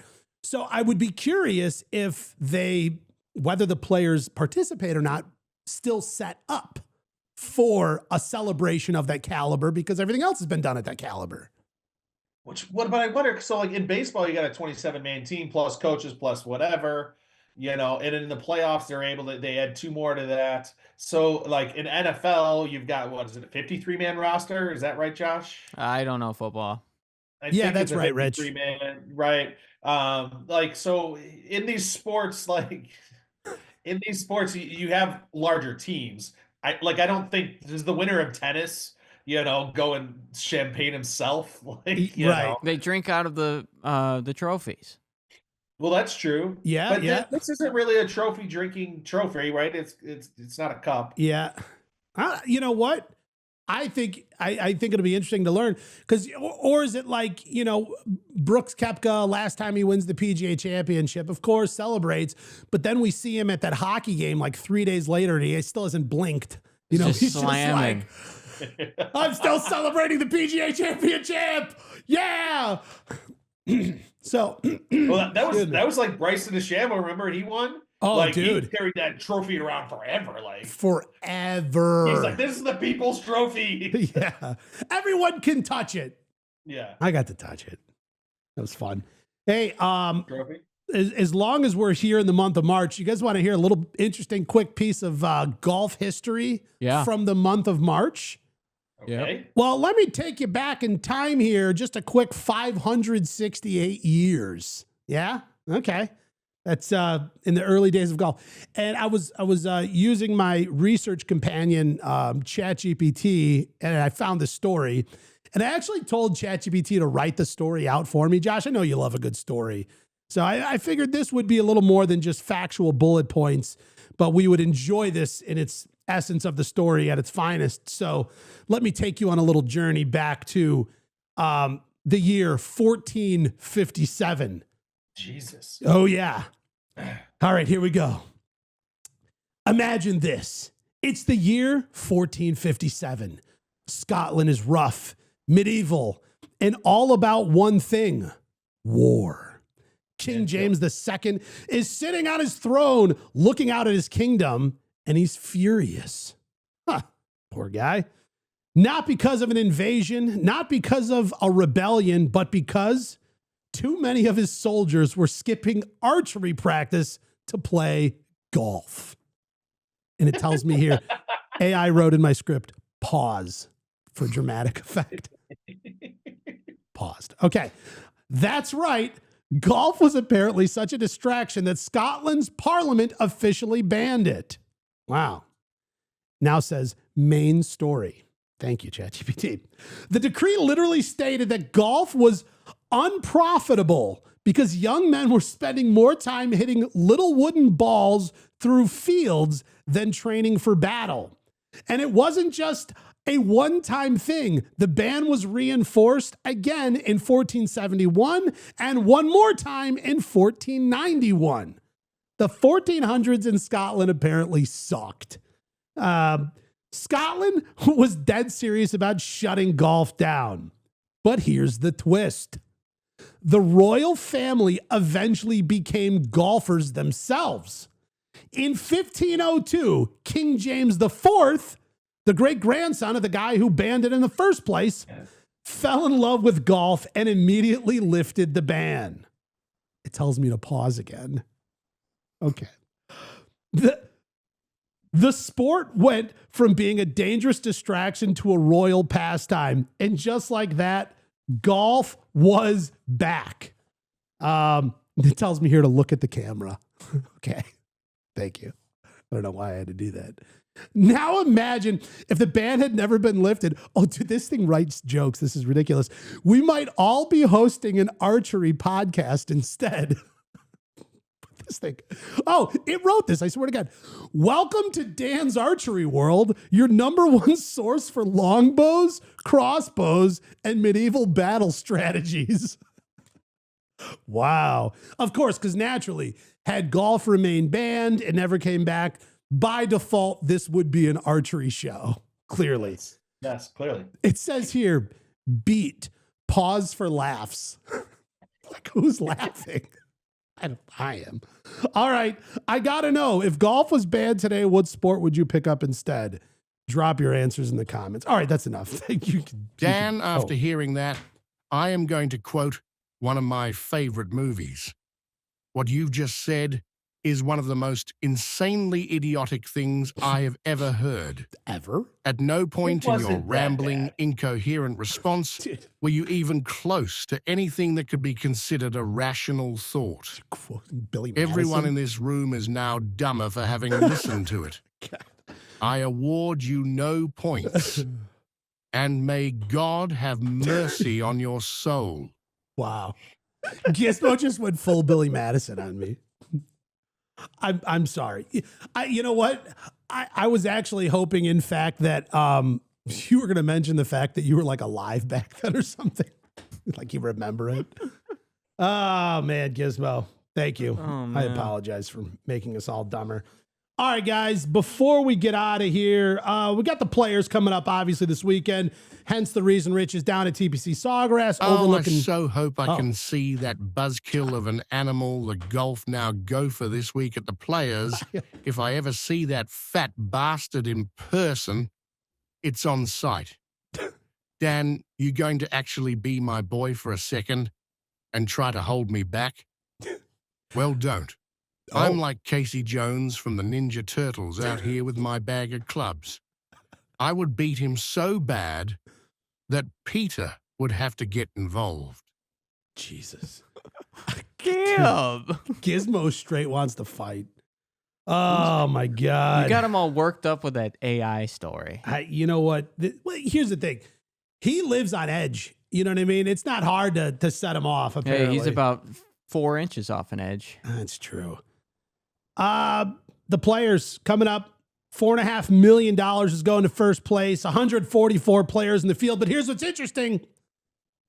This is the last year at that field size because of the new PGA Tour rules. Next year it will be 120 players at Stupid rule. the Players. Unless they're making room for all the LIV guys to come back. I don't know. Is it preemptive? We're using rangefinders. We're embarrassing the slow players. We're shrinking the field. We're making room for LIV Golf. Maybe it's all coming together. I don't know.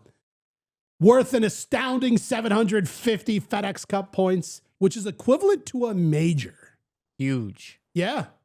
And some people actually refer to the players as the fifth major. I think the only people who refer to that is the PGA Tour because they don't own a major. So they're going to keep calling it that. Quick question. Yes. Why is the Players Championship, why is this weekend so big? Why? Well, like, I don't know. The history, the legacy, I don't know why out of all the tournaments you get, like the Honda Classic used to be such an important tournament, and now it's called Cognizant, Palms, whatever, falls away, doesn't matter anymore. The Players, why does this thing sort of stand the test of time and ride up, and some people call it the fifth major? To be quite honest, I have no clue. There has to be a top regular tournament. And that, I mean, this is it, but there's got to be all the regular tournaments aren't just like normal, like on the same linear like line. I mean, what I would also imagine is TPC Sawgrass, the Island Green, like it's played on such a, thank you, Rich, right there behind you. I imagine that adds to sort of the mystique because it's played on a course that so many people want to play, you know, that factors in. You got to think that one hole there, if you're a non-golfer, you still know about that hole, that island green. Everybody knows about that island green. There was a video. They were like pranking golfers who played TPC, and they would come out there and tell them like, hey guys, you're not going to be able to play this hole. We got some birds that are endangered and they have a nest. So sorry, you're skipping the 17th. So like this final moment, you pay like $500 for your round. You finally get to 17 and they're pranking dudes, tell them they can't play. I couldn't imagine. I'm finally playing TPC Sawgrass and some guy marches over and tells me I don't get to play it. I would lose my mind. Oh, well, and some of the guys started to like. Oh yeah, I saw that same clip. And don't blame them. But. Tiger Woods is not going to be in attendance, and sort of what's interesting about that is, despite this being his final year of eligibility from winning the 2019 Masters, so they did talk about having sort of a Tiger Woods exemption going into next year because he's losing these existing exemptions from his last major win and you know, world golf points rankings, all this stuff. Will they exempt him in? Does this get to be like a bonus Tiger round next year? They're shrinking the field, saying all you guys who are fighting for your life to make this your living, get out of here. We're chopping this thing down by 24 players. However, we do want to actually sell some merch and a few cold beers. So Tiger, come on in. We still need you. I don't blame him. I love seeing Tiger out there. Like, I have nothing against that. I just find it funny that on one hand, they find a clause to bring in a guy who doesn't even deserve to be there in terms of points and criteria only, deserves to be there, what he's done in golf. And then all these other guys who are fighting for their life finally get on the tour and they're like, yeah, get the hell out of here. We don't have that much extra room. I don't know.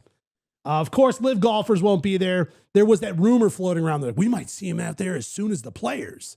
Well, they're not. Not happening. That rumor didn't come true, except for but remember they did say wait, what was the word? What's their new deal and concept or oh yeah. And this new term Jay Monahan's using, I lost it already. Real and substantial. Real and substantial. Thank you. Yeah. Well, there is going to be one LIV golfer out there, former LIV golfer, Laurie Cantor, former LIV player, qualified via world ranking points by being in the top 50. No longer at LIV, is back out playing in other various tours, has enough world ranking points. So, no, he's not a LIV player, but technically a former LIV player. We will have one out there, you know. I don't know.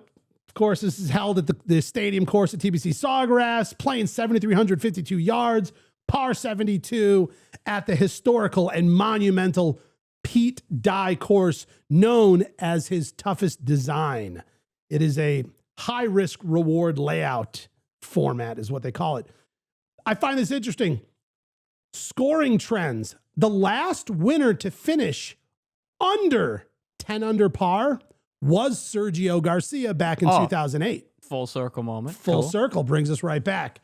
So this, of course, isn't going to be one of these how low can you go rounds where, you know, we saw like the PGA Championship. These guys are finishing 20 under, 21 under. It's looking like that won't be the case this weekend. A couple key storylines. Scotty Scheffler, could he three-peat? Last year he got the back-to-back win. There is a possibility Scotty Scheffler making the three-peat. He would join Jack Nicklaus for the only other person to have won the Players 3 times, though Jack Nicklaus did not do it back-to-back, 3 of them. And no one has won an event 3 times in a row since Steve Stricker at the John Deere Classic from 2009 to 2011. That's tough. That's Tiger years. Yeah. So there is an opportunity for some historical achievements for Scotty Scheffler. I don't know. Could happen. I did love this. I found FanDuel, probably other sports betting sites offer this as well, but there is a hole-in-one bet, and you can bet that there will be a hole-in-one on 17 or there won't be a hole-in-one on 17 over the course of the weekend. Looks like the yes bet for hole-in-one will occur is paying plus 145, and the no is minus 220. Wow. I don't know. I automatically go with I think there will be. Yeah. Like that's where I'm at. I think it happens. Is there usually one every year? In my mind there is, but statistically I have no clue. You guys got any predictions going into the weekend? Yep. Obviously, since Gary's not here, we get to make his prediction for him. Gary, we'll take really good Scotty care of Scheffler. you. You want Scotty? No, I feel like it's cheating taking Scotty. I feel like he should get Scotty. That's not fair. We give up Gary? the number one player who's won this back-to-back 2 years in a row. If you're not here, Gary gets No. David Skins. the lowest ranked player. I thought we were giving him, I don't know. Let's see here. Chan Kim. There's a lot of. I am going to stick with Keegs. You going Keegan Keegs? Bradley. Okay. I'm gonna switch mine up this week. All right. I'm riding that train. I'm going Akshay Akshay Bhatia. Bahati. Akshay Bhatia. Bhatia. All right. So let's see here. We have who do you got, Dan? Why I'm looking this up. Man, it's tough. Here's what I think. In terms of the storyline, I would love to see Scotty get his third, back-to-back. His third win there in a row. I feel like Rory is overdue and on the cusp of winning another high-level event. I mean, he did win Pebble already this year. Again, another very, on a popular event. It's still not quite a major, whatever. I also feel like Ludwig is still on his meteoric rise, and we're going to see him holding the trophy a lot more this year. Is that this weekend? I think it's highly, highly probable. Hideki Matsuyama. You think Ludwig's winning after he just won, 2 weeks ago? Yes. I think he's that caliber of a player. I think he, in my opinion, Xander Schauffele last year was his year. He's still playing fantastic, but he's not chasing everyone down week after week. He had some injuries. He's recovering, just back to playing. I feel like, to me, in my opinion, Ludwig has got to be one of the biggest concerns for Scotty Scheffler. Not that I think Scotty Scheffler has concerns. He looks like a guy who is concerned with nothing. But if he were to have one, to me, that's my best guess. Hideki Matsuyama played fantastic last year. I don't know. To me, this year, I don't see that same fire. But here's who I'm going to go with. Tommy Fleetwood is, again, one of my my favorite stats, the #1 highest earning golfer on the PGA Tour to not have a win. He's going to have to win. I don't think this guy's going off to the Champions Tour when he's, 54 and never taking a PGA Tour win. I don't see that happening. So is this his week? Sure. I'm in. Give it to me. I want some Tommy Fleetwood. All right. So who did you have, Josh? I had Ashke. Ashke is ranked 41 on the betting odds. Okay. I've got Keegan. He's 12 overall. Okay. Fleetwood is 7. Ooh. And who are we giving Gary? Ben Griffin? Sorry, Ben. I think we should give him Joel Dahman. Yeah. Yeah, we're giving him. Give him a little chance. Yeah. Good for you, Gary. Glad to see you show some support. How about Max Homa? No, he's got too big of a probability of winning. He's 77 overall. I was gonna say, but does he right now? I love Max Homa to death. He is talking about it himself that he's going through a rough patch in his game. So I'm not saying anything that he hasn't already said himself. But yeah, I don't know that Max Homa's on the top of my list as a winner this weekend. Either that or we give him the old broomstick putter Lucas Glover. All right. Ludwig's 4th overall. Ooh. All right. I feel like we're locked in there. Wait, we locked him in on Joel Dahman, Joel Dahman, if you will. Yep. Okay, he's locked. We're all locked.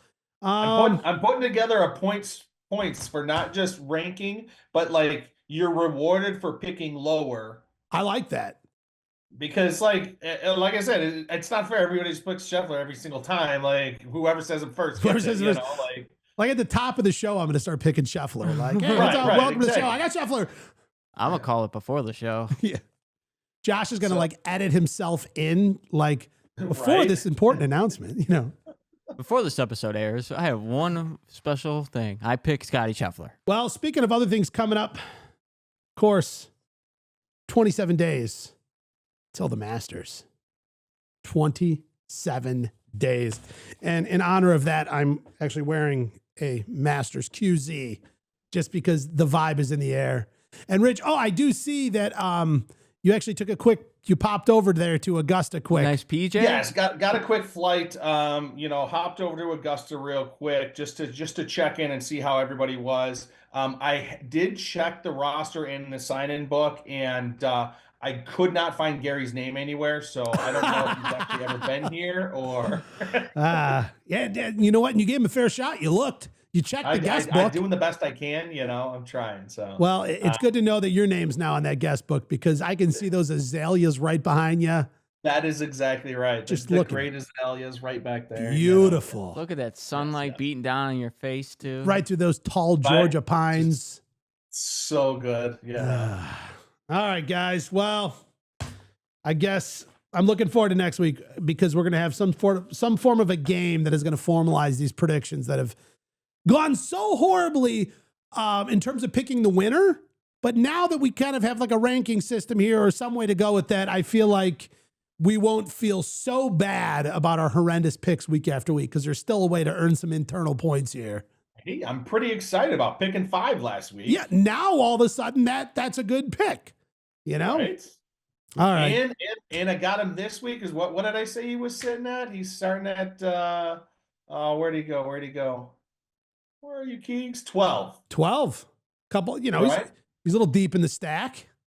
So that's going to pay some extra points if he hits. That's exactly right. That's what I'm saying. I like it. You know what I mean? It's like, hey, listen, anybody can bet on 6 and 8, but if you're going to start throwing some chips on the 4 and 10, you're playing the outside. You need to get rewarded. That's what the craps table is all about. Bingo. All right, guys. Well, Playing that's it for me. You guys good? We covered Yep. it all? All good. All right. Well, we will catch you guys next week right here on the DansGolfWorld Show.